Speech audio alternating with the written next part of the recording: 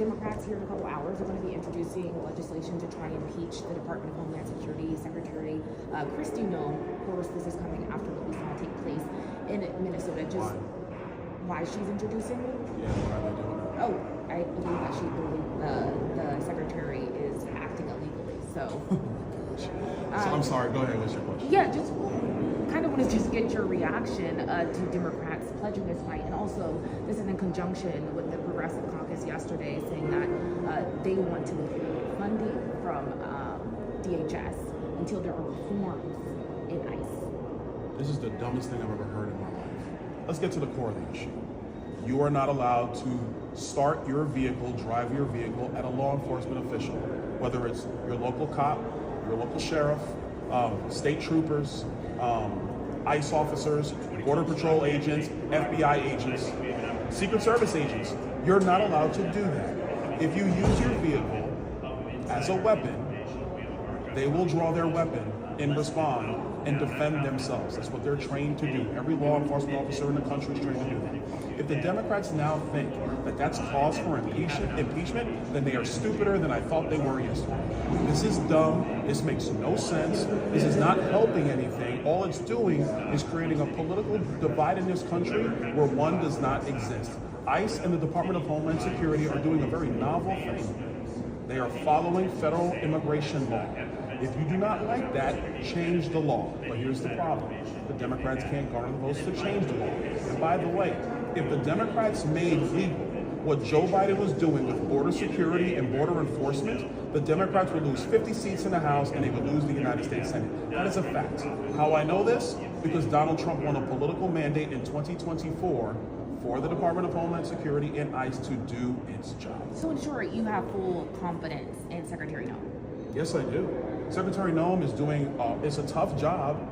She's doing the best job that she can. I have full confidence in her ability to continue to do that.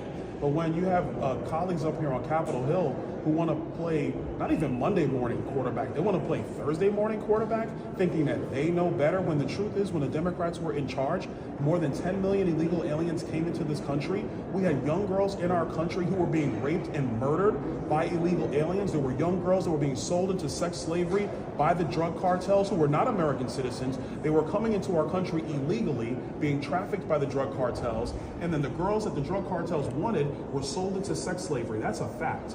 I don't hear any Democrat politician talking about that. And those were human tragedies, real human tragedies. Not to mention the fact that the drug cartels were abusing Democrat policy at the border to traffic fentanyl into the United States, which was the #1 killer of everybody in our country between the ages of 18 and 45. Not heart attacks, not car accidents, fentanyl overdoses. So I'm not listening to them. They had their opportunity to lead this country. They failed by any measure. And then they're going to lecture Kristi Noem? Please. Who are they going to bring back? The last guy that was running Homeland Security? That clown who lied to Congress multiple times saying the border was secure when everybody with common sense in their own two eyes knows that it was not? These people have lost it. They have lost the plot. Not listening to them. And on another subject, Iran, Greenland, of course, the president is talking about military action in both of those countries. I guess, where are you standing when it comes to the president saying that he wants to purchase Greenland, for instance? Do you think that there's a critical argument there, or case that the president is making? Oh, I think Greenland, there is some strategic importance to the United States. Second thing I would tell people is let the president cook. I think if we're going to look at his foreign policy decisions compared to those of, let's say, Joe Biden, or even those of Barack Obama, or even those of George W. Bush, his foreign policy decisions have actually been correct. They've actually put America in a stronger position, and I would let the Greenland situation play out and let the president essentially do his work with Secretary of State Marco Rubio. When it comes to Iran, we have been at this place before. Back in 2009, there was the Green Revolution in Iran.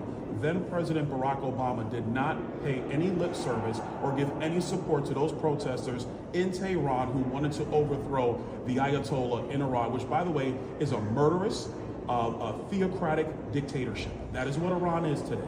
We could have dealt with this in 2009. Barack Obama did nothing to help those people on the ground who wanted a free Iran and wanted a democratic republic in Iran, and we're at this opportunity again. President Trump, I think yesterday he came out in strong support of the protesters, in strong support of actually having an open and fair society in Iran, not the theocratic despotism that exists today. And I think that the American people should support the president in his stance towards Iran. Strikes? I'm not going to go as far as military strikes because I'm not going to get in front of the president. I don't have all the information that he has. But what I would tell the American people is they need to trust the commander-in-chief, because let's play this out. We do nothing. What happens in Iran? The Ayatollahs remain. Women continue to be victimized. Any woman who steps out of line is either beat, raped, thrown into a river, or killed. Does that sound like a country we want operating in the world? And I'm not trying to be the world's police. I totally disagree with the Iranian regime, but there's an opportunity to help the people of Iran have the same freedoms and liberties that we have here in the United States. I think the world would say that's a good thing.